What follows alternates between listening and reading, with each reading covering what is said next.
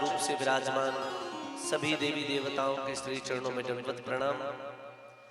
कथा में विराजमान प्रत्यक्ष तथा अप्रत्यक्ष रूप से विराजमान सभी साधु संतों के श्री चरणों में दंडवत प्रणाम। कथा में विराजमान भूसुर ब्राह्मण देवताओं के श्री चरणों में दंडवत प्रणाम। कथा में विराजमान ममतामयी करुणामयी माताएं बहनें भक्तजन दादाजी लोग जितने भी भक्त अभी तक कथा पंडाल पर पहुंच चुके हैं और जो कुछ समय के बाद कथा पंडाल पर पहुंचने वाले हैं, ऐसे श्रोता भक्तों के हृदय आसन पर विराजमान श्री सीताराम जी को मेरा दंडवत प्रणाम। सिया राम मैं सब जग जानी, करहु प्रणाम जोरी जुग पानी। आइए, हम आप बड़े सौभाग्यशाली हैं कि भगवान ने हमें जीवन का सबसे बहुमूल्य समय प्रदान किया। ध्यान देना भैया जी मैया जी, जीवन का सबसे बहुमूल्य समय कौन सा है? धन्य घड़ी जब होए सत्संगा। जीवन का सबसे मूल्यवान समय यदि कोई है वह यही, जब हमारा मन भगवान की कथा में लग जाए, जब भगवान के कीर्तन में हमारा मन लग जाए, जब हम भगवान के श्री चरणों में बैठकर भगवान की कथा को सुन पाए, तो मान लीजिए कि यह जीवन का सबसे अच्छा समय है। तो आइए हम सभी अपने जीवन के सबसे अच्छे समय को पूर्ण लाभ लेते हुए भगवान के नाम को गाएंगे, ताली सेवा करेंगे, अपने मन को अपनी वाणी को पवित्र करेंगे, फिर भगवान की कथा में प्रवेश करेंगे। हम मेरो प्यारो नंद लाल किशोरी राधे, ओ मेरो दलाल किशोरी राधे, ओ मेरो प्यारो नंद लाल किशोरी राधे। जितने भी भक्त हैं दोनों हाथ उठा के ताली प्यारो नंद लाल किशोरी राधे, ओ मेरो प्यारो नंद लाल किशोरी राधे, ओ मेरो प्यारो नंद लाल किशोरी राधे। किशोरी राधे श्यामा चू राधे, किशोरी राधे श्यामा चू राधे, किशोरी राधे पिया चू राधे, किशोरी राधे पिया चू राधे।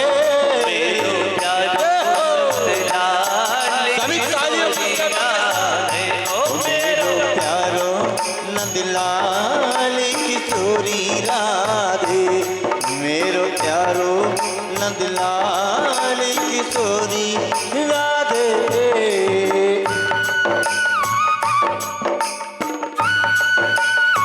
बोलिए राधा रानी सरकार की जय हो।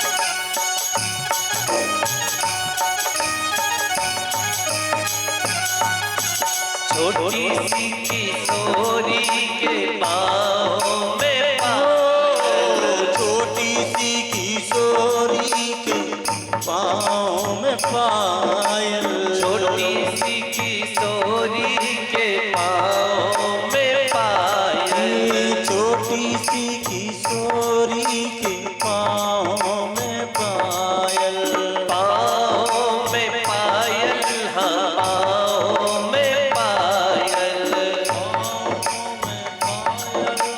पाँव में पायल, रूप की रंगीली बड़ी प्यारी राधे,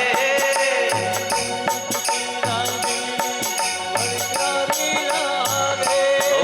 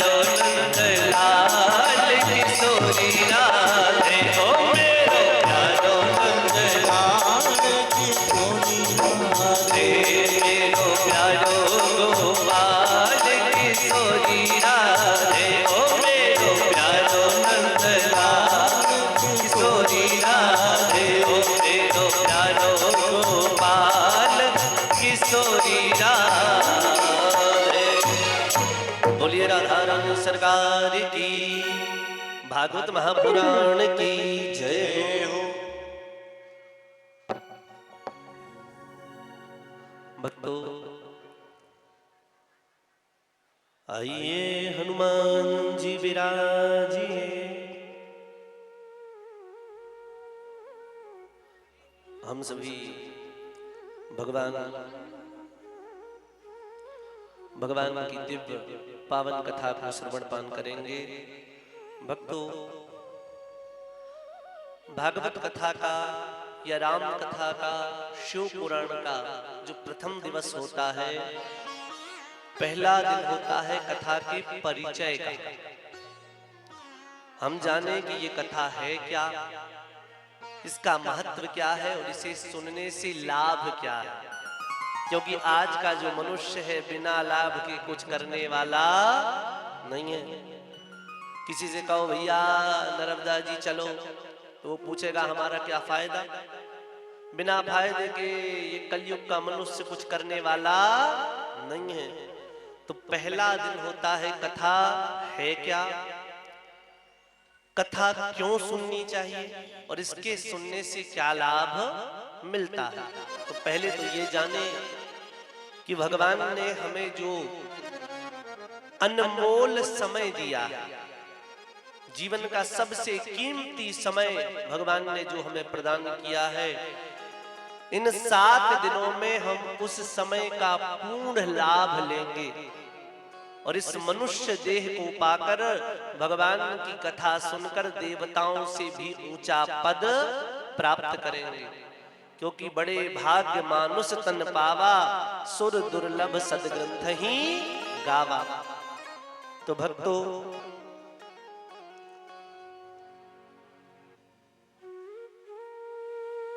पुराण जो हम सुनने जा रहे हैं, पुराणों का सम्राट है और कहा जाता है कि श्री मद भागवत महापुराण।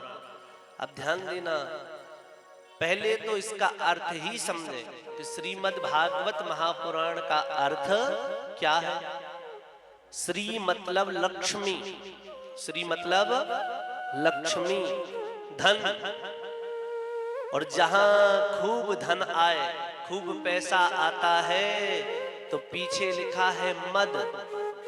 जब खूब धन पैसा आता है तो तनिक ना तनिक अभिमान जरूर आता है। तो श्री के पीछे क्या आता है, मद।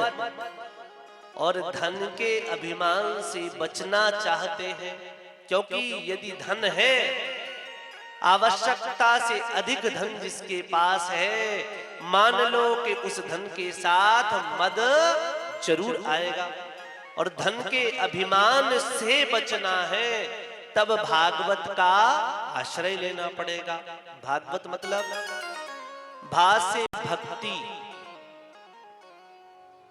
ध्यान देना मैया जी, भैया जी, जीवन में यदि भक्ति आ गई तो फिर आपके जीवन में कभी अभिमान नहीं आएगा। क्योंकि जब भक्ति आ जाती है ना, तो भक्ति के पीछे मां भक्ति के पुत्र हैं कौन, ज्ञान और वैराग्य। तो पहला अक्षर है भागवत का भा, भा अर्थात भक्ति। दूसरा अक्षर क्या है, गा। महाराज जब भक्ति मां आ जाएंगी तो उनके पुत्र हैं ज्ञान, वो भी आपके जीवन में आ जाएंगे। और महाराज तीसरा शब्द है क्या, वा। भागवत का तीसरा शब्द है वा। वैराग्य भी मां भक्ति के ही पुत्र हैं। तो जब भक्ति आपके जीवन में प्रवेश करेगी तो ज्ञान के साथ वैराग्य भी आ जाएंगे। और भागवत जी का जो चौथा अक्षर है वह है ता। क्या है, ता।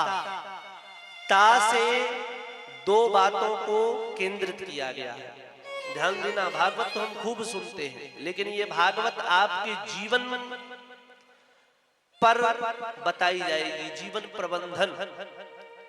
कथा तो खूब हमने सुनी, महाराज पूतना आई, तृणावर्त आया, ये सुर आया, वो सुर आया, लेकिन हमारे जीवन में ये सुर कैसे आते हैं? ये कथा केवल सुनने की नहीं है। यदि कथा को ध्यान से सुनकर जीवन में उतार लिया जाए तो जीवन देवताओं से भी अच्छा बन सकता है। भक्तों, ता का मतलब है तप। तप का मतलब ये नहीं कि आप 24 घंटे भगवान का भजन करो, तपस्या करो। तप का शाब्दिक अर्थ है कर्म से। हम आप अच्छा कर्म करेंगे, जीवन में उसका परिणाम हम आपको अच्छा मिलेगा। जो जैसा कर्म करता है वैसा फल पाता है। तो भागवत का शाब्दिक अर्थ है भा से भक्ति, गा से ज्ञान, वा से वैराग्य और ता से तप और त्याग। जब आप तपस्या करेंगे, सदकर्म करेंगे, अच्छा कर्म करेंगे तो आपके साथ कभी गलत होने वाला नहीं है। अब लिखा पुराण, क्या लिखा? पीछे लिखा पुराण, श्रीमद् भागवत महापुराण। अब पुराण किसे कहते हैं? मैया जी, भैया जी, न जाने हम कितने समय से पुराण शब्द सुनते आ रहे हैं। पुराण का मतलब क्या है? पुराण कहते किसे हैं?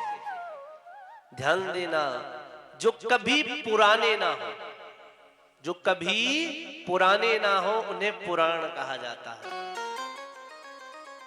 उदाहरण, जैसे कोई बच्चा 10वीं पास हो जाए, 11वीं कक्षा में चला जाए, उसे आप 10वीं की पुस्तक दो, भैया ये पढ़ो, तो वो क्या बोलेगा? ये तो पढ़ चुके, अब इसकी आवश्यकता नहीं है। कोई भैया को 3 दिन पुराना अखबार, न्यूज़पेपर दो, भैया इसको पढ़ो, तो वो कहेगा 3 दिन पहले तो पढ़ा था, अब इसको पढ़ने की जरूरत नहीं है। लेकिन ध्यान देना मैया जी, भैया जी, पुराण ना जाने कितने पुराने हैं, पुराण ना जाने कितने पुराने हैं, और कलयुग की गणना से ही गिने तो 5000 वर्ष से ज्यादा पुराने हैं। उसके बाद कभी नहीं लगता कि इसे ना सुना जाए, ये पुराना हो गया। कभी पुराना लगता है? नहीं लगता। तो जो पुराना ना लगे वही पुराण है। भक्तों, भगवान की दिव्य कथा प्रारंभ हुई। श्रीमद् भागवत महापुराण के प्रथम श्लोक का हम सभी गान करेंगे। सभी हाथ जोड़ लेंगे बड़े भाव और श्रद्धा के साथ। सच्चिदानंद रूपाय विश्वोत्पत्त्यादि हेतवे तापत्रय विनाशाय श्री कृष्णाय वयं नुमः।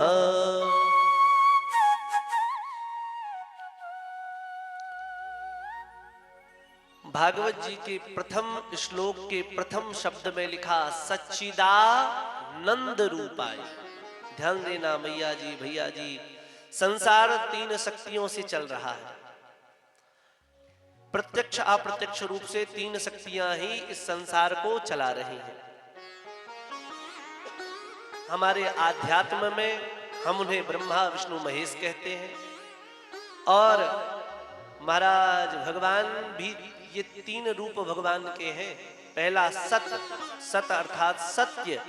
जब तक सत्य विद्यमान है तब तक ये सृष्टि है, और जिस दिन सत्य समाप्त हो गया उस दिन यह सृष्टि रसातल को चली जाएगी। दूसरा शब्द है चित। चित अर्थात हमारा आपका मन। मन में कोई काम करने की इच्छा होगी तो वह काम बहुत अच्छा होगा, और कहीं मन में यदि काम करने की इच्छा नहीं है, जबरदस्ती कोई आपसे कोई काम कराए तो वो काम सही नहीं होगा। तो महाराज दूसरा भगवान का यदि कोई रूप है तो मन, और तीसरा भक्तों भगवान का रूप है आनंद। आनंद और सुख में बड़ा अंतर है। सुख तो महाराज सांसारिक प्रपंच में है, बड़ा घर बन गया तो सुख है, बड़ी गाड़ी है तो सुख है महाराज, बड़े आलीशान व्यवस्थाएं हैं तो सुख है। लेकिन आनंद केवल भगवान की कथा में है, भगवान के कीर्तन में है, भगवान के भजन में है। क्योंकि साक्षात आनंद रूप यदि कोई है तो भगवान, जो आनंद सिंधु सुख राशि, श्री करते त्रिलोक सुपासी। तो भक्तों सच्चिदानंद रूपाय विश्वोत्पत्ति, जिन्होंने विश्व की उत्पत्ति की है, तापत्रय विनाशाय, जिन्होंने तीनों प्रकार के तापों को, ध्यान देना भैया जी, भागवत की कथा तीन तापों को काटती नहीं है। कौन से तीन ताप? ये फायदा लिख दिया कि भागवत सुनने से क्या फायदा है, क्योंकि लोग आजकल बिना फायदा के कुछ करते नहीं है। तो लिखा फायदा क्या है, तो लिख दिया तापत्रय विनाशाय, देहिक ताप, दैविक ताप और आदि भौतिक ताप, ये तीनों तापों को दूर करती है। जीवन में तीन प्रकार से ही दुख आता है। एक तो कभी कभी हमारे द्वारा देवताओं का अहित हो जाता है, या कोई देवता हम पर कुपित हो जाए। जैसे कोई कहते हैं ना महाराज हमारी शनि की 7.5 चल रही है, कोई कहते महाराज मंगल भारी है, कोई कहता है शुक्र की महादशा है। तो भैया जब देवताओं के द्वारा कोई पीड़ा मिलने लगे उसे कहते हैं देविक ताप। दूसरा है दैहिक ताप, शरीर में बीमारी लग जाए जिसके कारण कष्ट भोगना पड़े तो उसे कहते दैविक ताप। और तीसरा भौतिक ताप। भौतिक शब्द में श्लेष है।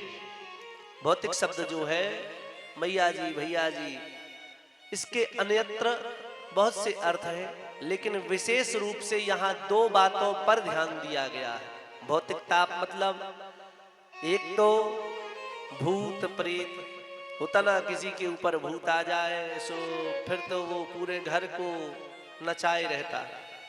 कई कई को तो भूत आ जाए जो वो पड़ोसन की चोटी पकड़ के खींचने लगे। तो भैया यदि ऐसा कभी जीवन में हो, वैसे होता नहीं है, किसी को लगे कि परिवार में भूत आ गया तो क्या करें? अपने पूजन के स्थान के जल में, जो पूजन करते हैं लोटा रखा रहता है देवताओं के पूजन का, उसमें जल तो रहता ही है, तो उस जल में एक तुलसी का पत्ता डालें और पूजन का जल लाकर जिस पर भूत प्रेत आ गया उसको पिला दो। यदि पी लिया सो यही बाहरी वाला भूत है जो महाराज पिटाई से डरता है। फिर मान लो कि इसको भूत वूत नहीं है, ये तो बस ऐसे ही नाटक है। और यदि ना पिए तो मानिए हो सकता है कोई बाहरी बाधा हो गई हो। दूसरी बात भौतिक ताप का अर्थ है, भौतिक ताप का यहाँ अर्थ है बीते हुए कल से। जब हम बीते हुए कल की बातों को याद करते हैं तो बार बार मन में कष्ट होता है, बार बार हमारे हृदय में पीड़ा होती है। इसीलिए कहा गया कि भागवत जी महाराज इन तीनों प्रकार के ताप देवताओं के द्वारा ग्रह पीड़ा यदि हो रही है सो भागवत मन लगा के जो सुनता है 7 दिनों तक, कोई भी ग्रह प्रतिकूल हो वह अपने आप अनुकूल हो जाता है। महाराज शरीर की पीड़ा है और यदि हमने भाव करके कथा सुनी है कि हे नाथ हमारी ये बीमारी दूर हो जाए तो निश्चित है कि आपकी बीमारी दूर हो जाएगी। तीसरी बात, मन में बार बार कोई पुरानी बात याद आ रही है और वो बात हमको बार बार अंदर से तोड़ रही है, बार बार दुख दे रही है, तो भागवत की कथा में बैठ जाइए। आपको 7 दिनों में ऐसी शांति मिलेगी कि वो बात फिर दोबारा याद नहीं आएगी। उस बात का हल आपको कथा में प्राप्त हो जाएगा। तो भक्तों, सच्चिदानंद रूपाय विजुत्पत्त्यादि हेतवे तापत्रय विनाशाय श्री कृष्णाय वयं नमः। ऐसे भगवान को हम दंडवत प्रणाम करते हैं। श्रीमद् भागवत महापुराण की कथा श्री नैमिषारण्य की पवित्र तीर्थ में 88,000 ऋषि महात्मा विराजमान हैं और उन्हीं महात्माओं के बीच में परम युवा सूत जी महाराज का आगमन हुआ। जैसे ही सूत जी महाराज आए, सभी ऋषि मुनि महात्मा अपने स्थान पर खड़े हो गए और उनका अभिवादन करने लगे, उनका स्वागत करने लगे। जैसे ही स्वागत करने लगे, मैया जी, भैया जी, उसी समय महात्माओं ने कहा, देखो भैया, आपका स्वागत है, वंदन है, अभिनंदन है। यहां सूत जी को बड़ा संकोच लगा। क्यों? क्योंकि ये महात्मा बड़ी बड़ी उम्र के हैं और श्री सूत जी केवल 21 वर्ष के हैं। सूत जी को बड़ा संकोच लगा कि ये तो बड़े बड़ी उम्र के हैं, कोई हमारी दादा की उम्र के हैं, कोई हमारे पिताजी की उम्र के हैं, कोई हमारे चाचा की उम्र के हैं। तो सूत जी ने हाथ जोड़े और कहा, नाथ, मैं तो आपसे सब ओर से हीना हूं। ना मेरे पास बुद्धि बल है, ना धन बल है, ना शारीरिक बल है। मैं तो सब ओर से आपसे हीन हूं। तो आप मुझे देखकर खड़े क्यों हो गए? आपके खड़े होने का कारण क्या है? उसी समय श्री सूत जी को देखकर सौनकादिक 88,000 ऋषियों ने कहा, धन वृद्धा बल वृद्धा आयुर्वृद्धा। कहा, देखो हे सूत जी, ना हम आपके धन बल को देखकर खड़े हुए, ना आपके शारीरिक बल को देखकर खड़े हुए हैं, ना हम आपके बुद्धि बल को देखकर खड़े हुए हैं, ना हम आपकी आयु को देखकर खड़े हुए हैं। सो कहा, महाराज, फिर आप खड़े क्यों हो गए? कहा, धन वृद्धा बल वृद्धा आयुर्वृद्धा स्ततेव च ते सर्वे अपि ज्ञान वृद्धा किंकरः शिष्य किंकरः।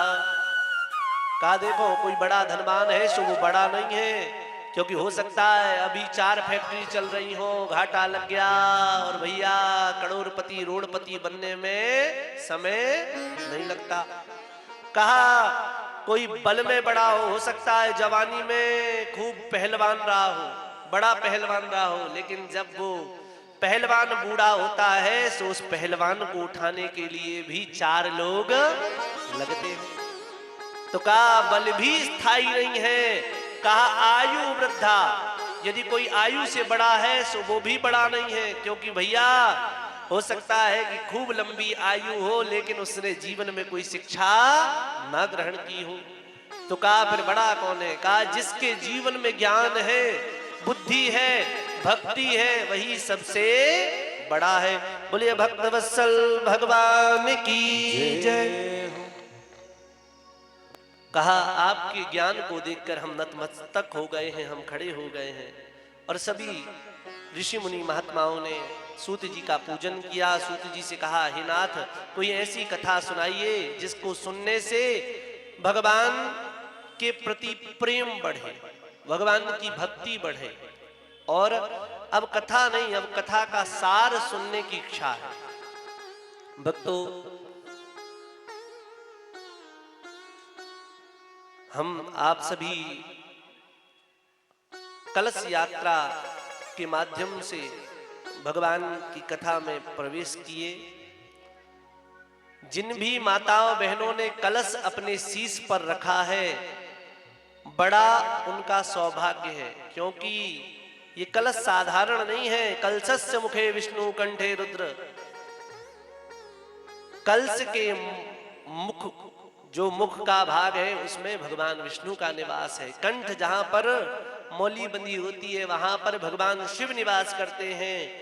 और कलश में जो जल डाला जाता है, चाहे वो नल का हो, चाहे कुआं का हो, चाहे बावड़ी का हो, चाहे किसी जलाशय का हो, लेकिन उस जल का ये महत्व होता है कि जब भागवत जी की कलश यात्रा में, पुराण की कलश यात्रा में वो कलश चलता है तो उस कलश में सभी देव सरिताएं, जितने भी तीर्थ स्थान हैं, जितनी भी पवित्र नदियां हैं, आकर वहां पर विराजमान हो जाती हैं। और उस कलश के ऊपर लगाया जाता है आम का पत्ता। तो कलश में आम का पत्ता ही क्यों लगाते हैं? चाहे तो और कोई पत्ता लगा दे महाराज, चाहे तो अशोक लगा दे, कितने सुंदर सुंदर पत्ते हैं, लेकिन आम का पत्ता ही क्यों लगाते हैं? मैया जी, भैया जी, जब कोई परोपकार करता है सो भगवान भी उसके ऋणी हो जाते हैं। यदि जीवन में आपने किसी का उपकार किया है, वो उपकार माने चाहे ना माने, लेकिन उस उपकार का बदला आपको भगवान देंगे। क्योंकि जब आप किसी प्राणी पर उपकार करते हैं सो भगवान आपके ऋणी हो जाते हैं। वो ऋणी हो चाहे ना हो। हुआ क्या, आम को इतना बड़ा पद इसीलिए मिला है, जब आपने सुना होगा कि भोले बाबा का विवाह होना था मां पार्वती से, और बाबा तो समाधि में बैठे थे।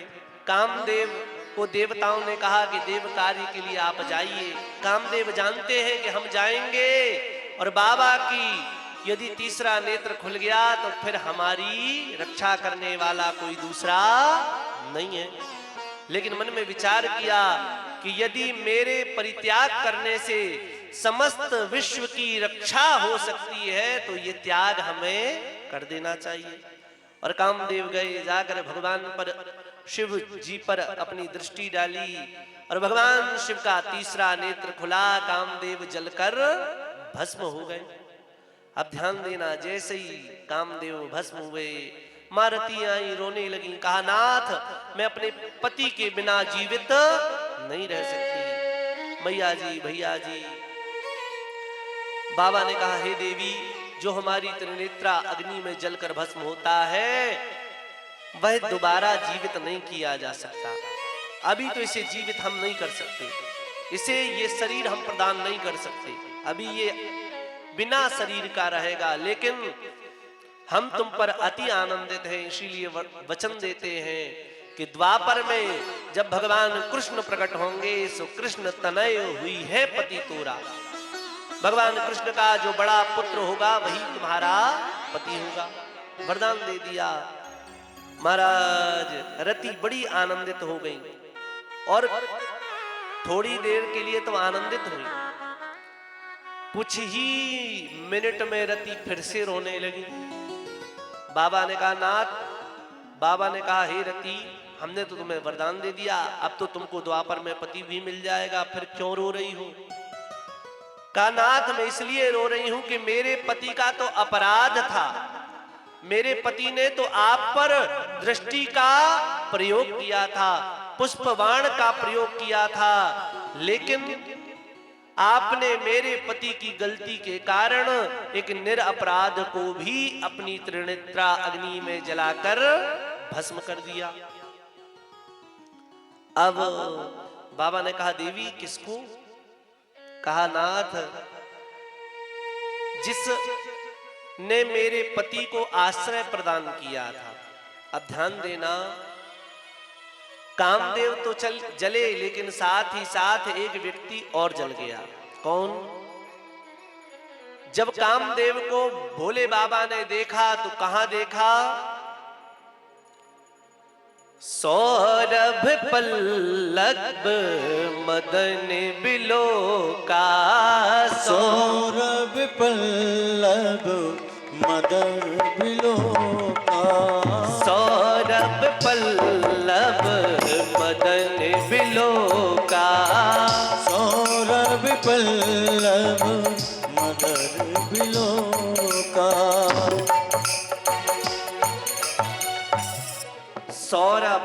कहते हैं आम के वृक्ष को, और आम के पत्तों के पीछे छुपा कामदेव को देखा। तो कामदेव पर जैसे ही बाबा ने त्रिनेत्रा अग्नि का प्रयोग किया तो कामदेव तो जल गए, साथ ही साथ आम का वृक्ष भी जलकर भस्म हो गया। अब रति ने कहा, नाथ आपने मेरे पति को वरदान दे दिया, लेकिन जिसने मेरे पति को आश्रय दिया था, ये तो परोपकार कर रहा था, मेरे पति ने इससे आश्रय मांगा और राम ने उसे आश्रय प्रदान कर दिया। सुनाथ आपने ऐसे परोपकारी को भी जला दिया। उसी समय मैया जी, भैया जी, बाबा ने कहा, हे देवी गलती तो हो गई, लेकिन अब इसका कोई सुधार नहीं हो सकता। कहा ठीक है, सुधार नहीं है, लेकिन आप हमें वरदान दीजिए। भोले बाबा ने कहा, दूंगा। 3 बार मुख से निकला, हम वरदान देंगे, वरदान देंगे, वरदान देंगे। और मैया जी, पहला वरदान महादेव ने दिया कि अभी तक आम का कोई अधिपति नहीं है। सो कहा, अभी तक वृक्षों का कोई अधिपति नहीं है। सो कहा, आज से वृक्षों का कोई अधिपति होगा तो आम का वृक्ष होगा। कहा, अभी तक फलों का कोई राजा नहीं है। सो कहा, फलों का राजा यदि कोई होगा तो आम का फल होगा।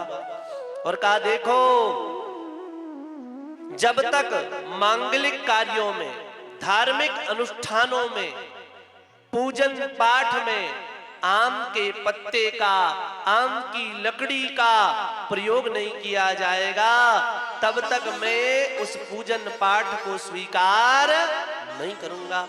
यदि कलश सोने का भी होगा और उसमें आम का पत्ता नहीं होगा तो महादेव उसे स्वीकार नहीं करेंगे। और महादेव कौन है? देवों के देव। जिस कलश को महादेव स्वीकार नहीं करेंगे, जिस पूजन को महादेव स्वीकार नहीं करेंगे, उस पूजन को कोई देवता स्वीकार नहीं करेंगे। इसीलिए आम का पत्ता कलश में लगाया जाता है। द्वार पर आम की महाराज बंधन वार लगाया जाता है। हवन में आम की लकड़ी का प्रयोग किया जाता है। तो महादेव के वरदान के कारण ही मैया जी, भैया जी, आम का इतना बड़ा महत्व है। आइए हम सभी भगवान के नाम को गाएंगे, ताली सेवा करेंगे। श्री राम।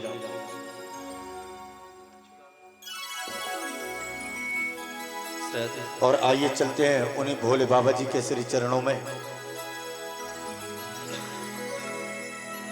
शिव समान दाता नहीं, विपत्ति विदारणहार,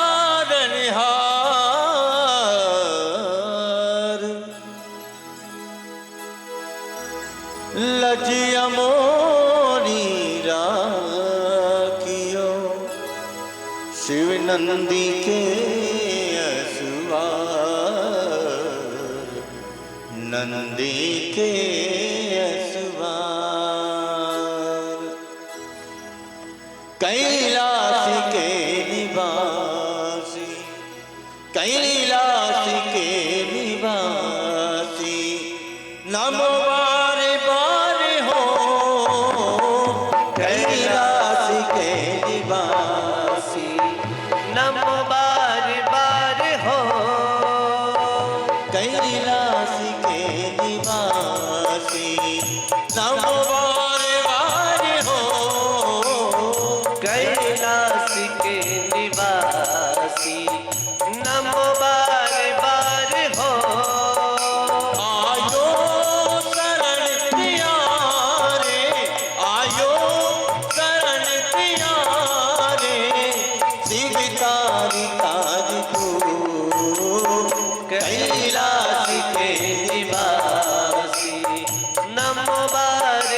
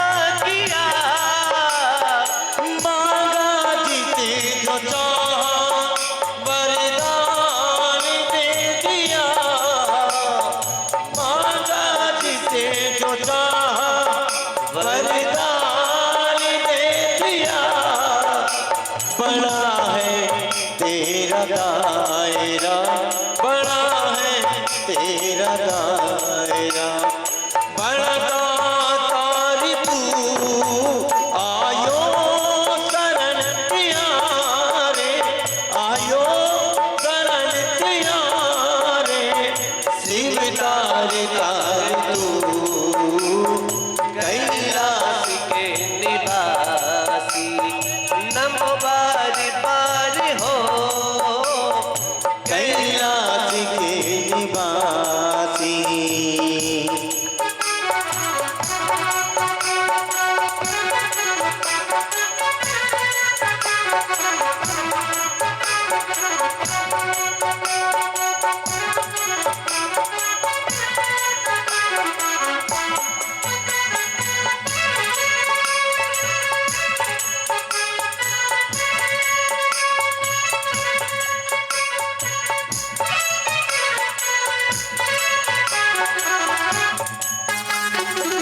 बोले शंकर भगवान की जय हो।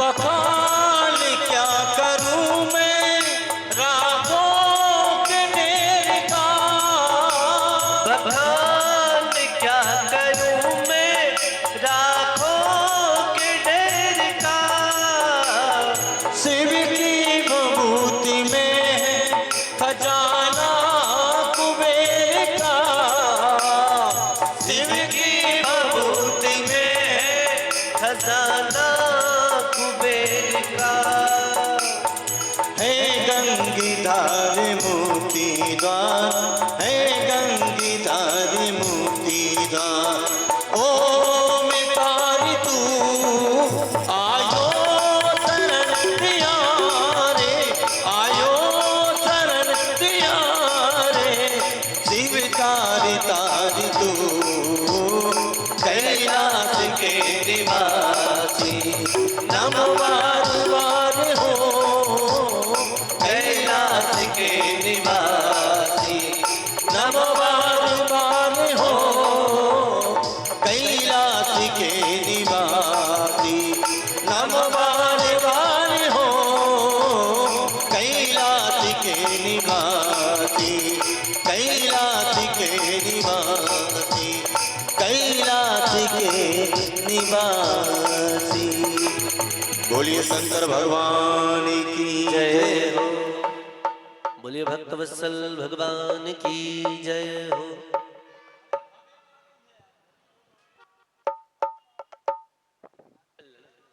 और बहुत ही अच्छा आयोजन आप सभी भक्तों के द्वारा आयोजित किया जा रहा है। भक्तों, नैमिषारण्य पवित्र तीर्थ में सोनकादिक 88,000 ऋषिगण विराजमान हैं और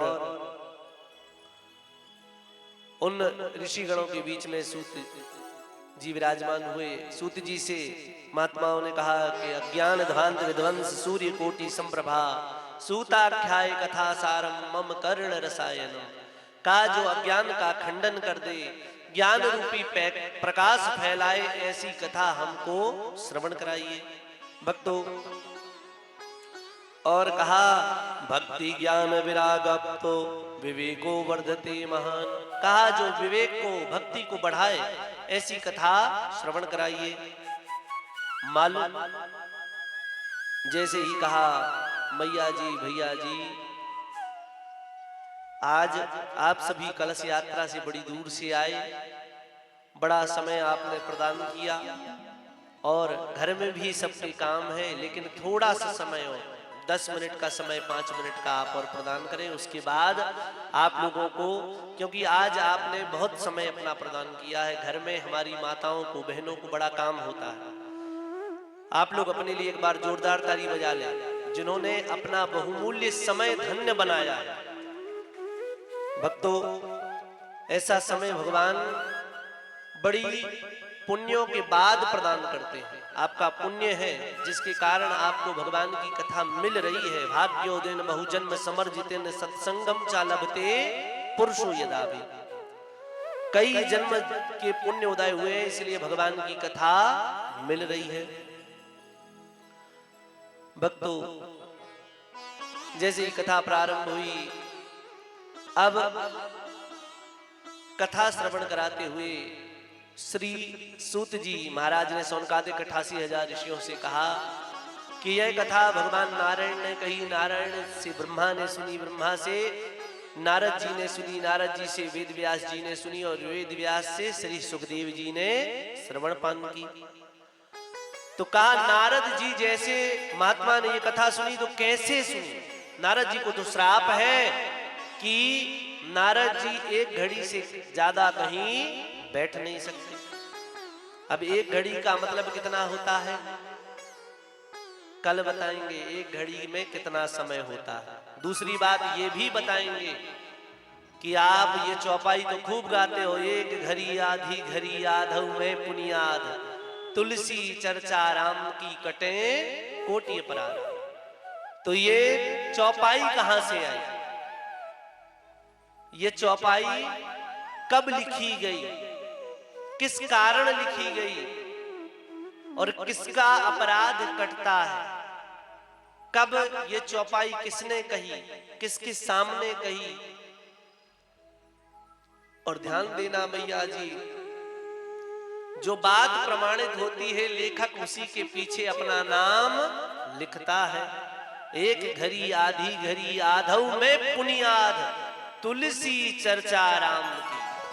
तुलसी बाबा ने अपना नाम लिख दिया, मतलब बात प्रमाणित है। नहीं तो लेखक लिखता नहीं है, क्योंकि जानता है कल हम पकड़े जाएंगे हमारे नाम से, कहीं ये बात गलत हो गई तो कल चौपाई का भी हम सभी पूर्ण अर्थ जानेंगे। ये कहां प्रकट हुई, किसने कहा और ये बात कैसे सामने आई कि भगवान का नाम लेने से ही कल्याण हो जाता है।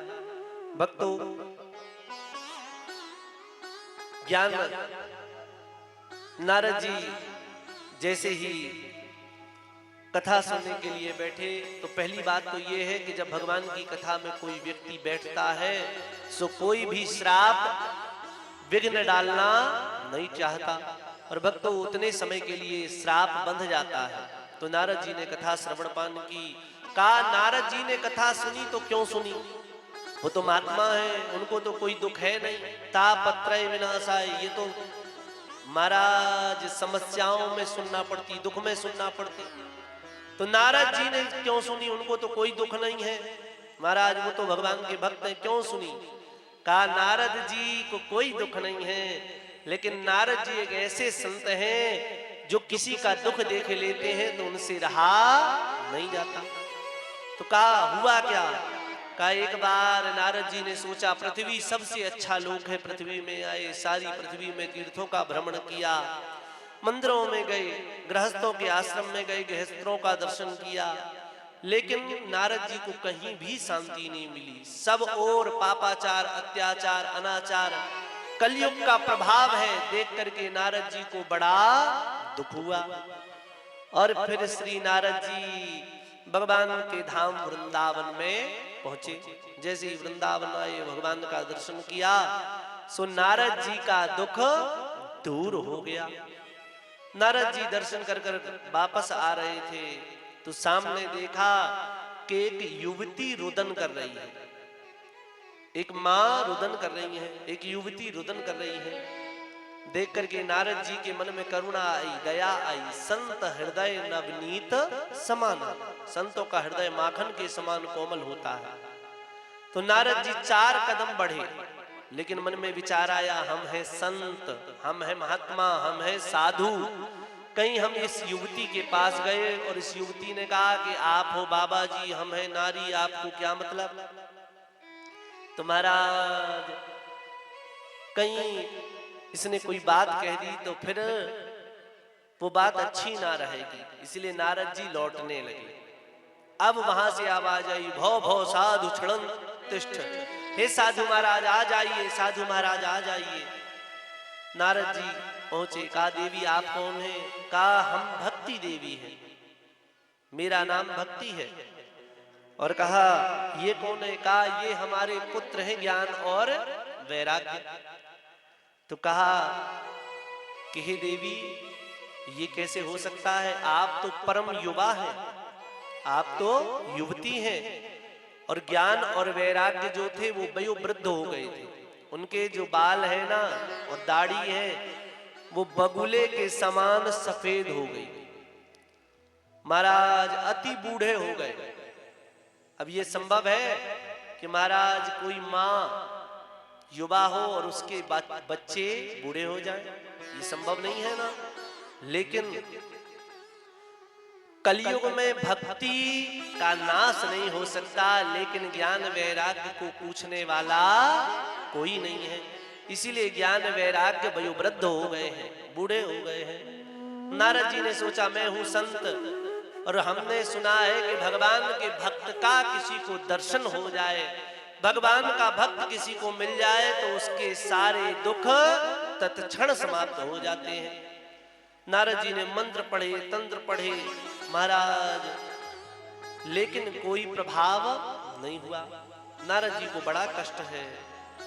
अब नारद जी के मन में दुख हो गया कि मुझ जैसे संत के मिल जाने से, मुझ जैसे भगवान के भक्त के मिल जाने से भी इनका कष्ट दूर नहीं हुआ, तो हमारी भक्ति कच्ची है, अभी हमारी भक्ति पकी नहीं। नारद जी को जैसे ही कष्ट हुआ, दुख हुआ, ध्यान देना मैया, जब भक्त को चिंता होती है सो भक्त से ज्यादा चिंता भगवान को हो जाती है। आकाशवाणी हुई, हे नारद जी आप जो कर रहे हैं ये सब सही है, लेकिन आप ज्ञान यज्ञ कीजिए। जैसे ही कहा ज्ञान यज्ञ, अब नारद जी सोचने लगे ज्ञान यज्ञ है क्या, जबकि भागवत कथा सुन रखी है, लेकिन फिर भी क्योंकि कहा ज्ञान यज्ञ करिए, नारद जी को ज्ञान यज्ञ का ज्ञान नहीं था। और नारद जी बद्रिका आश्रम में गए जहां सनक सनंदन सनातन सनत कुमार रहते हैं। चारों ने नारद जी को दुखी देखा, कहा भैया आप तो श्री हरि के दास हैं और हमने सुना है कि श्री हरि का दास कभी होवे नहीं उदास, भगवान का दास कभी दुखी नहीं होता, फिर आप क्यों दुखी हैं? का मां भक्ति दुखी है, ज्ञान वैराग्य दुखी है, इसीलिए हम भी दुखी हैं। मैया जी कहा ज्ञान यज्ञ से ही उनका दुख मिट सकता है, और ज्ञान यज्ञ कौन कराएगा? चारों ने कहा हम उस ज्ञान यज्ञ को कराएंगे। भक्तों नेमी सारण में बैठे हुए 88,000 ऋषियों को सूत जी ने कहा कि सौनकादिक 88,000 ऋषियों, सनक सनंदन सनातन सनत कुमार, ये 4 महात्माओं ने ज्ञान यज्ञ कराया। और कहां कराया? गंगा द्वार समीपे तू तट आनंद नामकम। नारद जी कथा सुन रहे, कहां पर? हरिद्वार, लेकिन श्लोक में लिखा गंगा द्वार, हरिद्वार नहीं लिखा। बैठे तो हरिद्वार में है लेकिन लिखा गंगा द्वार। क्यों?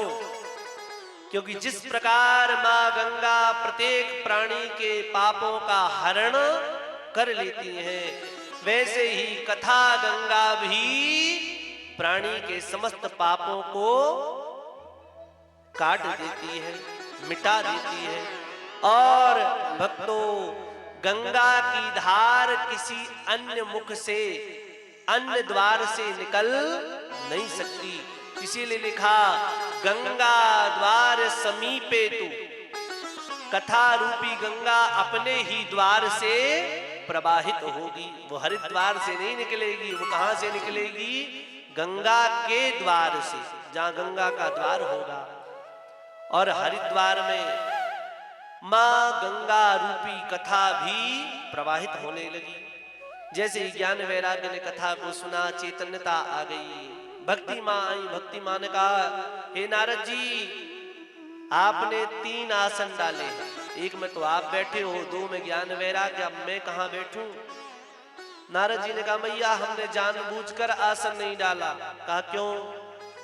कहा ये जितने भी श्रोता भक्त बैठे हैं ना, आप सभी के हृदय आसन पर बैठ जाओ, और जब आप इनके हृदय आसन पर बैठ जाएंगी तो सभी भक्तों का मन भगवान की कथा में लगेगा। इसीलिए उसी दिन से माँ भक्ति प्रत्येक श्रोता के हृदय आसन पर आकर बैठ जाती हैं और भगवान की कथा सुनती हैं। बोले भक्तवत्सल भगवान की जय जय। ज्ञान वैराग्य की मूर्छा दूर हुई। आइए हम सभी भगवान के नाम को गाएंगे, फिर आरती होगी।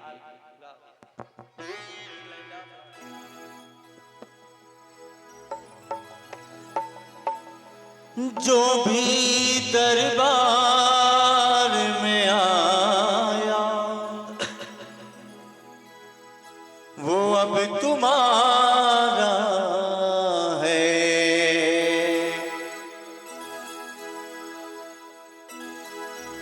जो भी दरबार में आया वो अब तुम्हारा है।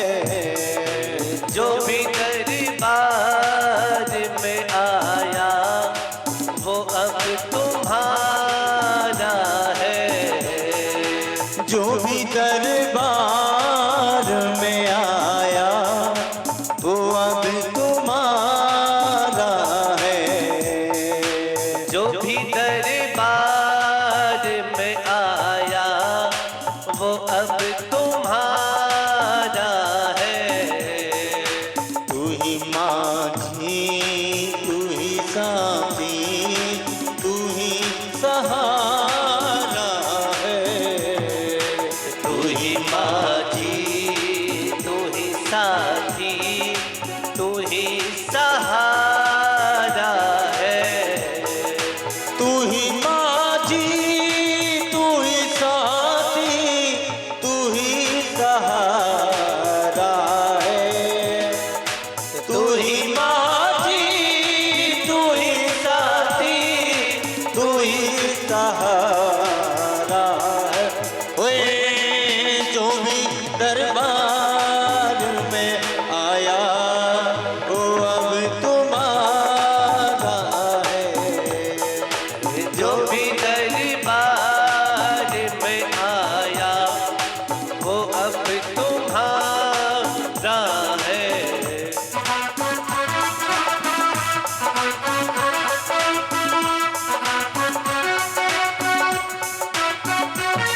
बोले बांके बिहारी लाल की जय हो।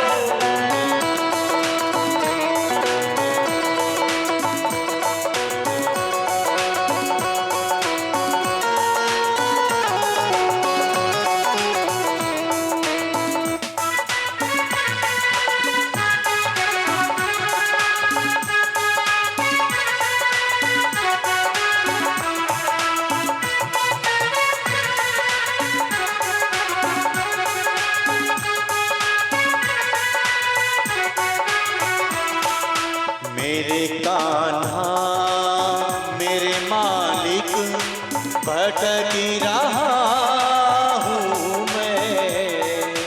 मेरे कान्हा मेरे मालिक भटक रहा हूँ मैं। तुझको मालूम नहीं कैसे और कहाँ हूँ मैं। मुझको मालूम नहीं कैसे और कहाँ हूँ मैं। और ऐसे नहीं, सभी लोग तालियों की सेवा करें और इस भजन को साथ में गाएंगे। मुझको मालूम नहीं कैसे और कहाँ हूँ मैं। मुझको मालूम नहीं कैसे और कहाँ हूँ मैं। एक भक्त ने एक पंक्ति के माध्यम से बड़ा ही सुंदर भाव रखा है। तेरा तुझको सौंप दे काला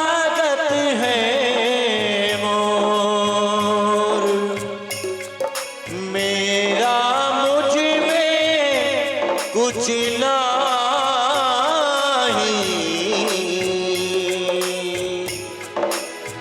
जो होवत सो तो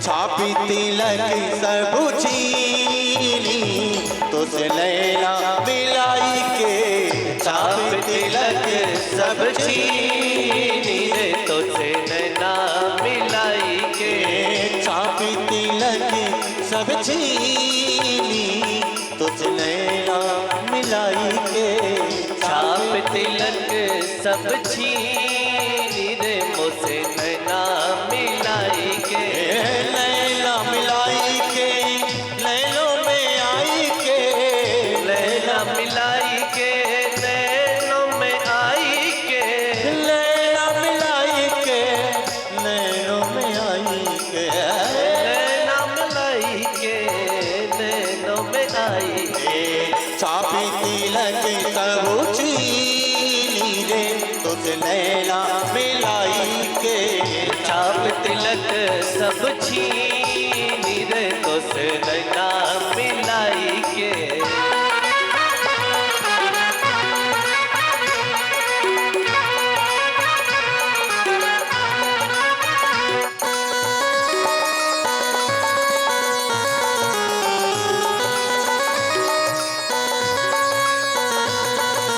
बोले बांके बिहारी लाल की जय हो।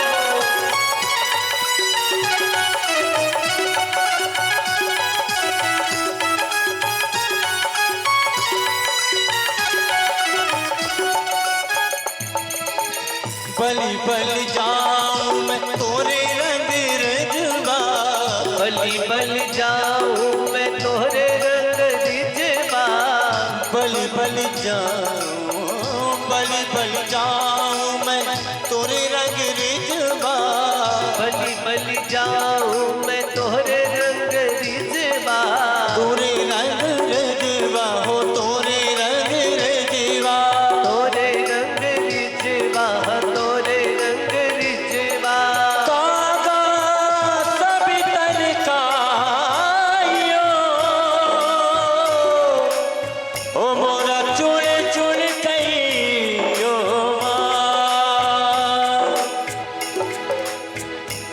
ये तो नैना नैना मत खाइयो जे में श्याम मिलन किया बलि बलि जाऊं मैं तोरे रंग रिजवा बलि बलि जाऊं मैं तोहरे रंग रिजवा अपने ही रंग में रंग लीनी मुझसे लैला मिलाई के छाप तिलक सब छीनी रे तो से नैना मिलाई के छाप तिलक सब चीनी तुझे लैला मिलाई के छाप तिलक सब छीनी सभी लोग खड़े हो जाए सभी लोग खड़े हो जाए सभी भक्त खड़े हो जाए इस भजन के बाद आरती होगी नैना मिलाई के जी नैना मिलाई के नैना मिलाई के हाँ नैना मिलाई के नैना मिलाई के जी नैना मिलाई के नैना मिलाई के हाँ नैना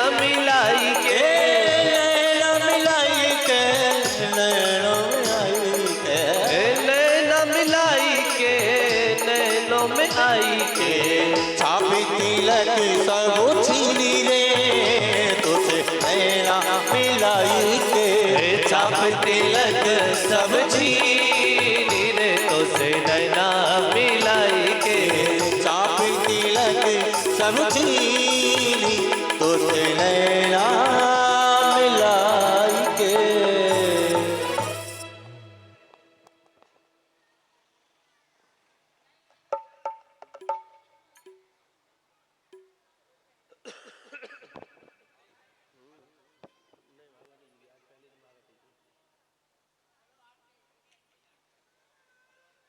ओम चंद्रमा मनसो जात चक्षुः सूर्यो अजायता श्रोत्राद्वायुश्च प्राणश्च मुखादग्निरजायत।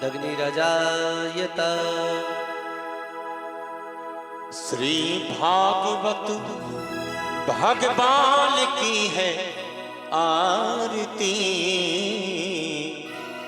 पापियों को पाप से है तारती। श्री भागवत भगवान की है आरती, पापियों को पाप से है तारती। श्री भागवत भगवान की है आरती, पापियों को पाप से है तारती। श्री भागवत भगवान की है आरती, भक्त जनों को भव सागर से तारती। ये अमर ग्रंथ ये मुक्ति पंथ ये पंचम वेद निराला, नव ज्योति जगाने वाला। ये अमर ग्रंथ ये मुक्ति पंथ ये पंचम वेद निराला, नव ज्योति जगाने वाला। हरि नाम यही हरि ध्यान यही, हरि नाम यही हरि ध्यान यही, जग के मंगल की आरती हो आरती। पापियों को पाप से है तारती। श्री भागवत भगवान की है आरती, पापियों को पाप से है तारती।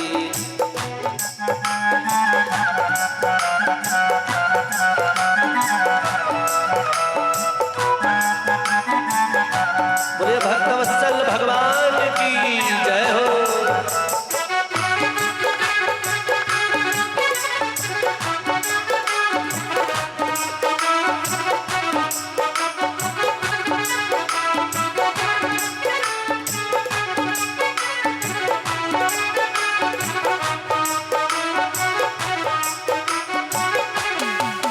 ये शांति गीत पावन पुनीत पापों को मिटाने वाला, हरि दर्श कराने वाला। ये शांति गीत पावन पुनीत पापों को मिटाने वाला, हरि दर्श कराने वाला। ये सुख करनी ये दुख हरणी, ये सुख करणी ये दुख हरणी। श्री मधुसूदन जी की आरती, पापियों को पाप से तारती। श्री भागवत भगवान की है आरती, पापियों को पाप से है तारती। ये मधुर बोल जगबंदी कोल, सन्मार्गी बताने वाला, बिगड़ी को बनाने वाला। ये मधुर बोल जगबंद खोल, सत्य मार्ग बताने वाला, बिगड़ी को बनाने वाला। ये मधुर बोल जगबंद कोल, सन्मार्ग बताने वाला, बिगड़ी को बनाने वाला। ये मधुर बोल जगबंद खोल, सत्य मार्ग बताने वाला, बिगड़ी को बनाने वाला। श्री राम यही घनश्याम यही, राजा राम यही घनश्याम यही, राजा राम यही घनश्याम यही, राजा राम यही घनश्याम यही। प्रभु की महिमा की आरती, पापियों को पाप से है तारती। भागवत भगवान की है आरती, पापियों को पाप से है तारती। ओ पापियों को पाप से है तारती, भागवत भगवान की आरती। भागवत भगवान की है आरती, भक्त जनों को भव सागर से तारती। कर्पूर गौरम करुणावतारम, संसार सार सार में बुझ गए हार सदा वसंतम हृदयारविंदे भवम भवामि सहितं नमामि मंदार माला तुलकाय काले कपाल माला से फिराए दिगंबराय च दिगंबराय नमः शिवाय ओम नमः शिवाय तुम्हें वो माता च पिता तुम्हें वो बंधु च सखा तुम्हें त्वमेव विद्या च धर्मं त्वमेव सर्वं मम देव देव गुरुर्ब्रह्मा गुरुर्विष्णु गुरुर्देवो महेश्वरा गुरुर्साक्षात् परब्रह्म तस्मै श्री गुरवे नमः हरे रामा राम रामा हरे हरे हरे कृष्णा कृष्ण कृष्ण हरे हरे श्री राधे गोविंदा मनु भजले हरि का प्यारा नाम है श्री राधे गोविंदा मन भजले हरि का प्यारा नाम है नंदलाला हरि का प्यारा नाम है ब्रजबाला हरि का प्यारा नाम है नंदलाला हरि का प्यारा नाम है ब्रजबाला हरि का प्यारा नाम है गोपाला हरि का प्यारा नाम है ब्रजबाला हरि का प्यारा नाम है श्री राधे गोविंदा मन भजले हरि का प्यारा नाम है नंदलाला हरि का प्यारा नाम है गोपाला हरि का प्यारा नाम है नंदलाला हरि का प्यारा नाम है जलेन शिद्रीकरणे पुष्पे देवाभिवन्दनं मारुव्यार्थे स्वात्माभिवन्दनीयं मंत्र